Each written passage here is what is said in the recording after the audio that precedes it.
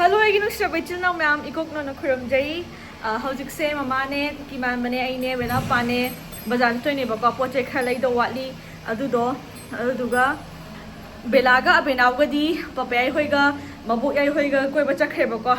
aduna akoi moi electric the chat hogena, la ine sabudi am sari, adi ma'am toss he, aduga ngasi hospital packing to bagi dum.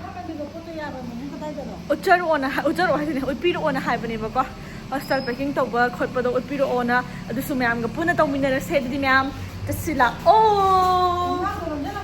Zik, Garitonge, Chatlani, Angani to Sukamina, Belasna, Pupuya, Papaida, Gobla Sequos and hire a chakri Kapuraga. Quite a chatle. No Saturday. I forgot the traffic police know the pound, traffic police are. Ima cocktail chang da Kuidre.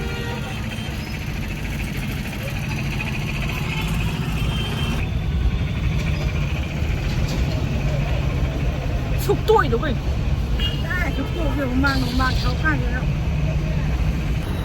Mẹ mà si chahi hong di matung da bela papasu ngasi hana bazar karak pane bako. Lafi police po di swai law.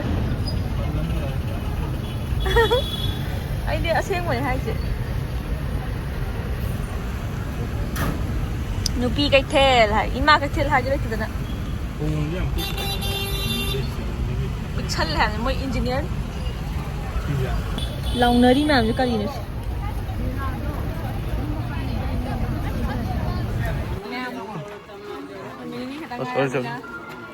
second hand thok ma pan thok per da na second hand khan da bokoi de boka ta hi hong ni matung da Manipur da la aga second hand khalu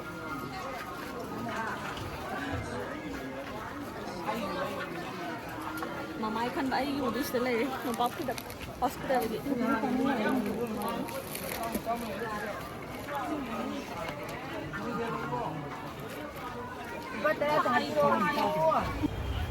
Ma'am sina bela pa pan nambi ramini bako ID namme bu khangde aiga habidi bela gi ibani gi video dum yengba inaw no pi haigadra ama thenai bako am nusiye asmaina ka toraga habidi photo namine je kan dine ka hairak tase ko adi ma'am masu yam phan phaba oirasano asu yam phaba phana adi ma'am gi seba taw ngam boi jage yang kuira ba ki tongda si thong jai phung si han malan si sao tongda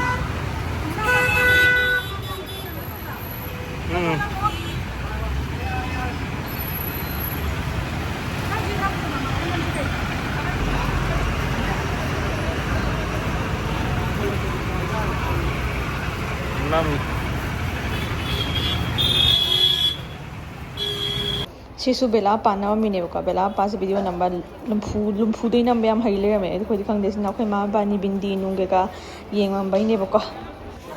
ai re ai jam tiaw de macam ti le me am yem yore khala ke ai jam tiaw de ai gidi horen pena store diaper मैम हुजिक हाइदी हल्ले बको बाजार दगी ma'am खुशाम ने लेरक पदि नते बको अदुम मतत मता मुंगुम Mopa फिदक अदुगा अदुम second hand खरे यंगे ए लेदि लेरक दे second hand बुदि आई गिदि लेरक्त्रे मोय खन बखन दब्रा अदुगा अदुम हजिक वाली से हंगांगी पोचै डायपर वाइप्स वाली बको अदुदो मुपेना स्टोर दगी गरनी अदि मैम चलस छाइदि बाजार कोय बनो वार हे सक सक वाव सक वरमल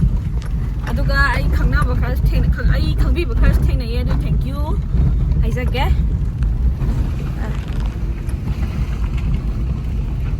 la mama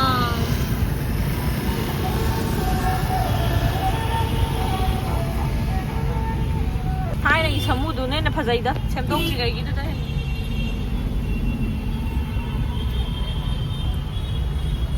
sai kha lo ma'am yo ge sai to ba ya ho tong de la ka thế nàyเป็นà store thế này là nằm si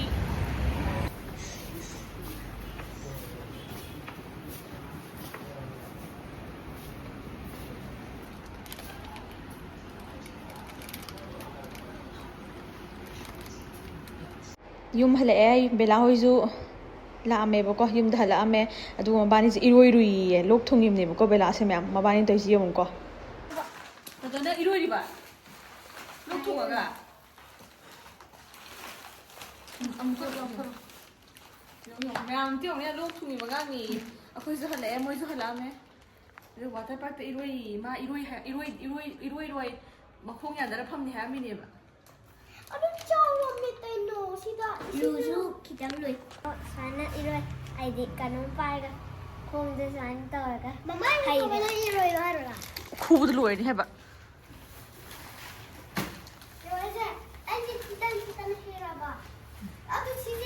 어머는 카나가 이렇게 됐더라 그러나 아버지들 신자 소리니 ꯃꯌꯥꯝ ꯌꯨꯝꯗ ꯍꯜꯂꯛꯑꯦ ꯉꯥꯛ ꯂꯩꯔꯒ ꯍꯣꯁꯄꯤꯇꯥꯜ ꯄꯦꯀꯤꯡ ꯇꯧꯔꯅꯤ ꯑꯗꯨꯗ ꯑꯃꯨꯛ ꯎꯠꯂꯛꯀꯦ ꯉꯥꯛꯇꯪ ꯄꯣꯊꯥꯈꯤꯒꯦ ꯑꯗꯨꯗꯤ ꯃꯌꯥꯝ ꯂꯦꯠꯁ ꯒꯣ ꯑꯗꯨꯗꯤ ꯃꯌꯥꯝ ꯍꯧꯖꯤꯛ ꯑꯩꯁꯨ ꯍꯣꯁꯄꯤꯇꯥꯜ ꯗꯤꯂꯤꯚꯔꯤ ꯍꯥꯏꯕꯗꯤ ꯑꯦꯗꯃꯤꯠ ꯇꯧꯗ ꯀꯨꯏꯗ꯭ꯔꯕꯅꯤꯅ ꯑꯩꯈꯣꯏ ꯃꯥꯃꯨꯁꯨ ꯂꯥꯛꯑꯦ ꯑꯗꯒꯤ ꯇꯥꯅꯤꯁꯨ ꯂꯥꯛꯀꯅꯤꯕꯀꯣ ꯃꯣꯏ ꯂꯥꯛꯍꯧꯔꯤ ꯍꯥꯏ ꯂꯝꯕꯤꯗ ꯃꯥꯃꯨ ꯍꯥꯟꯅ ꯂꯥꯛꯑꯦ ꯑꯗꯨꯒ ꯍꯧꯖꯤꯛ ꯄꯦꯀꯤꯡ ꯇꯧꯔꯅꯤꯕꯀꯣ ꯁꯤꯁꯦ ꯂꯣꯏꯅꯃꯛ ꯑꯩꯅ ꯁ꯭ꯇꯤ ꯇꯧꯊꯣꯛꯑꯒ ꯊꯝꯃꯕꯅꯦ ꯀꯨꯀꯤ ꯃꯥꯟꯕꯁꯨ ꯌꯥꯎꯅ ꯇꯛꯈꯤꯕꯅꯦꯕꯀꯣ ꯁꯤꯁꯦ ꯁ꯭ꯇꯤꯁꯦ ꯇꯦꯔꯥꯒꯤ ꯂꯩꯔꯦ ꯑꯗꯨꯒ ꯁꯤꯗ ꯀꯣꯇꯟꯒꯤ ꯈꯔ ꯂꯩꯔꯦ ꯑꯗꯨꯒ ꯃꯥꯏ ꯐꯤꯔꯣꯟꯗꯤ ꯌꯥꯝ ꯂꯩꯗ꯭ꯔꯤ ꯍꯥꯏꯕꯗꯤ ꯅꯨꯄꯥ ꯅꯨꯄꯤ ꯈꯪꯗꯕꯅꯤꯅꯀꯣ ꯑꯁ ꯇꯧꯅꯤꯡꯗꯦ ꯑꯅꯤꯁꯦ ꯃꯌꯥꯝ ꯃꯔꯩ ꯇꯧꯅꯤꯡꯁꯦ ꯑꯗꯨꯝ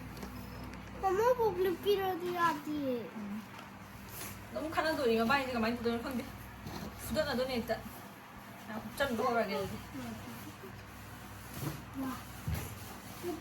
진짜라네 ꯁꯤꯅ ꯑꯉꯥꯡꯒꯤ ꯉꯥꯛꯇ ꯍꯥꯞꯈ꯭ꯔꯒꯦ ꯇꯧꯕ ꯑꯗꯨꯒ ꯃꯌꯥꯝ ꯁꯤ ꯒ꯭ꯔꯤꯟꯁꯤꯅ ꯕꯦꯂꯥꯅ ꯁꯤꯖꯤꯟꯅꯔꯝꯕ ꯑꯗꯨꯒ ꯁꯤꯕꯨꯗꯤ ꯅꯧꯅ ꯂꯩꯕꯅꯦꯕꯀꯣ ꯄꯤꯡꯁꯤꯕꯨꯗꯤ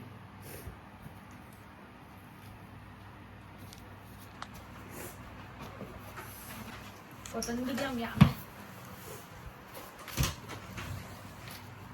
ꯁꯤꯗ ꯍꯥꯞꯄꯤ ꯇꯧꯔꯝꯕꯅꯦ ꯁꯤꯗꯅ ꯑꯩꯒꯤ ꯑꯣꯏꯅ ꯍꯥꯞꯈ꯭ꯔꯅꯤꯕꯀꯣ ꯆꯜꯂꯔꯣꯏꯗꯣ ꯄꯣꯠꯇꯨ ꯁꯨꯝ ꯌꯥꯝꯁꯜꯂꯛꯑꯦꯕ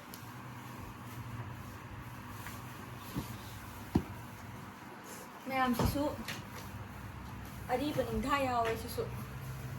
ꯑꯅꯧꯕꯒ ꯑꯔꯤꯕꯒ ꯂꯣꯏ ꯌꯥꯟꯁꯟꯅꯔꯦ ꯀꯣꯇꯟꯁꯤꯕꯨꯗꯤ ꯅꯥꯟ ꯊꯝꯈ꯭ꯔꯕꯅꯤ ꯀꯨꯀꯤ ꯃꯥꯟꯕꯅ ꯃꯥꯃꯣꯅ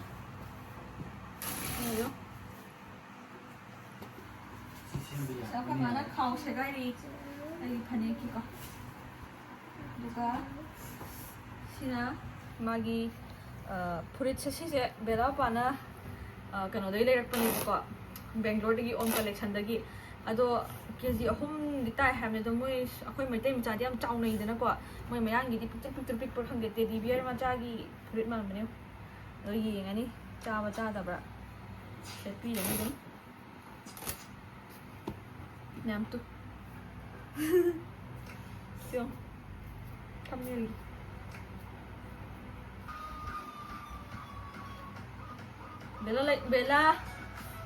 ꯕꯦꯂꯥ ꯂꯩꯊꯧꯑꯣ ꯌꯥꯔꯣꯏꯌꯦ ꯅꯪꯗꯣ ꯂꯩꯊꯧꯑꯣ ꯂꯩꯔꯦ ꯁꯤ ꯃꯣꯖꯥꯗꯨꯁꯨ ꯌꯥꯝ ꯅꯨꯡꯁꯤꯕꯅꯦ ꯁꯤꯅ ꯈꯔ ꯆꯥꯎꯕꯅꯦ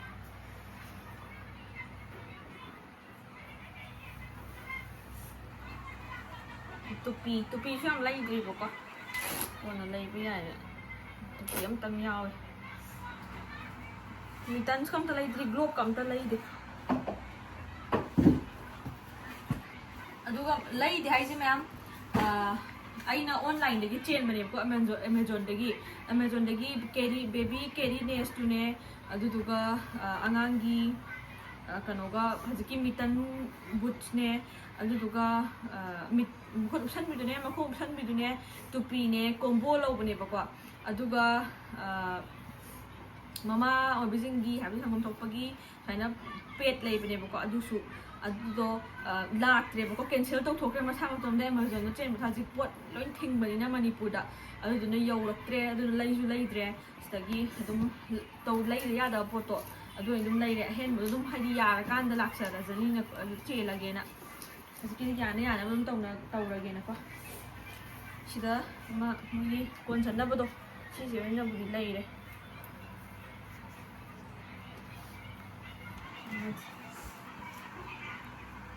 ꯁꯤꯁꯦ ꯑꯅꯤ ꯁꯨꯏꯌꯦ 3 ꯁꯨꯕꯅꯦꯕꯀꯣ ꯑꯅꯤꯗꯪ ꯍꯥꯟꯅ ꯍꯥꯞꯄꯒꯦ ꯄꯨꯔꯒꯦ ꯁꯤ packet ꯁꯤꯖꯤꯅꯦ Isna romper.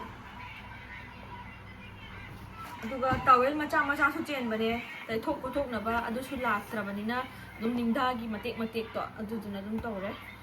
changa aduga sna kau thubre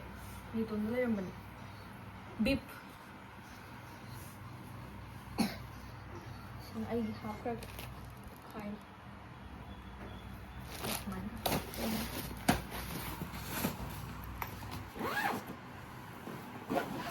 rồi đấy là angang gi diaper aduga mimi puko pens no isu kano yaram deba pampers ta pamba ina mimi puko pens ya angang ya mana chana bisawe chana dab siawe ado try to ki to bane sina newborn gi sama tang yaram ba sisu ko thi kana si kha yaram mine ba ko small da gi loi hoba ada NB do lei ge to bodo ama kha yaram me da si dum nok sale si su online ni chen bane mo cancel to thore ba ko hadu su duna stay na lei re wipe su na wipe su hai dis dei lei ba de Instagram bu myam theng nei ado ai order to dre aduga ina online de order to bu su adun hena tong jai ba ko tarukta kano 286 adumina chahum yaw da bi mimi ga lap ka do apha brand phangi ado chen ba adam na do to edu ning ba thong dre sina tissue sisu loi chen ba am ta lak dre myam pain to phang de manipur gari thingi ngai adum wa ta bani wa loi da is wa loi dai làm sẽ bọn làm nhà không thôi xin thì mới chịu họ tài trở ra thân rồi số này mà chúng ta aduh bisna rice cream ju Himalaya gi tang yaram me ba aina departmental store chang bodo aduna si se dum lawre matun chathat pa khot pa da sinna na ba percent to ni na powder bu de laidri inda di myam me angang gi saruk loi re musina bat hadi khut karakter undai thok ni ba khot ni ba to so akhoi gi sinum ya sinna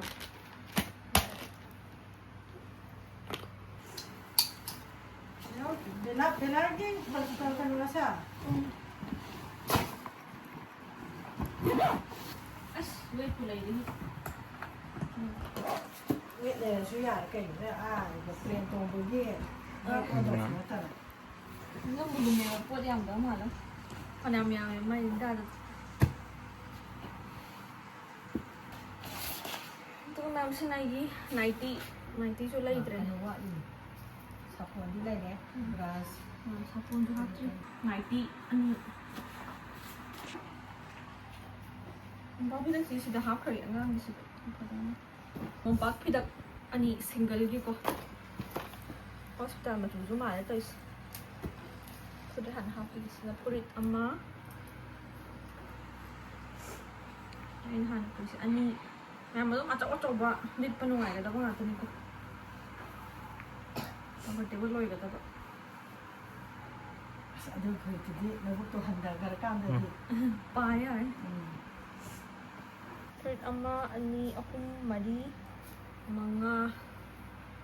third mga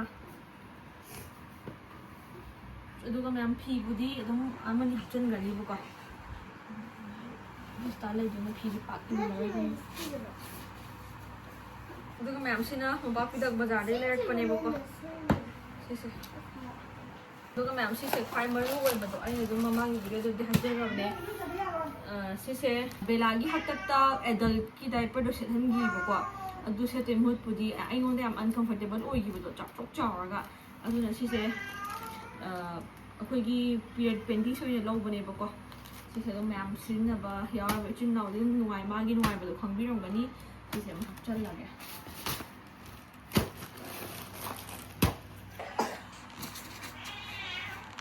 Masih apa mana sih macam ni?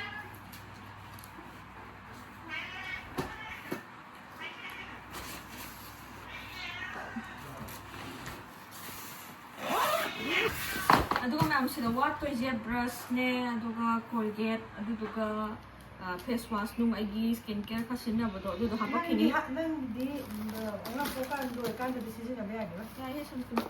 doctor ne kya asna ne ya ga ba ne doctor ne kam hai dum ya rồi मैम अखोई साई मैतै गिदी याना देना को अदुगा असमना kan हाइबदी अदुम तैनै बा चाबा थपु खेनै अदो खंगे आई सिनबा यारो हाय अदो अमनि sunscreen अमनि हुदु पुसनगिन लोशन मोइस्चराइजर सनस्क्रीन मंगा ट्रसु मोइस्चराइजर पुसनगिन दुसिना मैम बाजार दा योन बदो अनि हाप आई gi sinna do soma pa ma sinna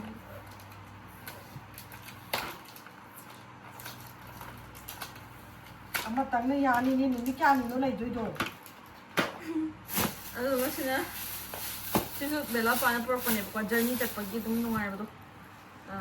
shower gel moi ai lu do shampoo adu ga body lotion body lotion body shampoo body lotion ai bag tam sa pa du sabon ma cha mi yaw the khong ma ja wa ni ba ko ma ja sele ya loi da sida hap da babu brush nung ko get ana si hai give do adu da ngai re ba ti nung ding do di sida hap chal re dum pek do lo ye ko na sida to ba adu di me am loi re ngasi di backpack hospital backpack to ban loi re Jadi sudah kayak no kayak apa ma payung ni jalan orang berko kambal nama yaro kini blanket ama yaro kini aduga mongum ama yaro kini mongum hat di sudah adi me amna sigi di lotion video saya solution lagi setelah ini angang gak igagi pu gada ba sin gada ba ma pot macam me amdo di cilna puna pun kok nona kremjeri thank you video dong kena saya video sini suwa ni Flax what pe wa di wa am sina hai di backpack to bodo hai tang da ba khon sit ka da ta da do adu gi ne adi me am sida maru oina aina pu do se hospital gi che chang prescription nung shan adu ga guli nung kai ka adu ma back ta hapchun rani adu ni me am adu du ga loi re am bana well kai no ma na me sare si so la me mayung na to boy ko bela lang ano sila ile sila amana katang pi e ko du sila katang pi e bigos na kambal macha so han ba din na tre me hai di ata han gi khun ba se phai hai na ko nang khun le ko bigos na kala chao Jadi dong, ama jual lah kan, yang jual lah kan, mungkin bayar ni, siapa kacau.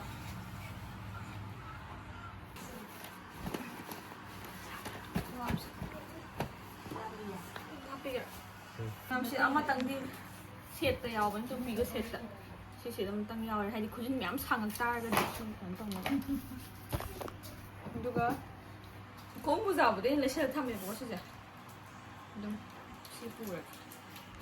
Aduga simaya to ba tapir sije elastic yam yaw ya saya ko sa ko no elastic yam yaw ba ko adu sije aina sinna da bida sije en le ba sigum ba sina komni dum happe ayan so na sudo oban mama ko ya saya ya sini ma'am loire ma da magma gidang da am than mo sini ma'am loire magi da loi than ning da ga ma'am na ngasi gi di video se nuai bi ma'am na nuai bi ga di like share subscribe to ko bi no channel na ma'am na mathang gi video da mu theng na se hospital admit to bagi blog to ina ngasi gi di hai gi video se sai matang solution jarage channel na puno pui kop no na cream jari thank you for watching my videos bye bye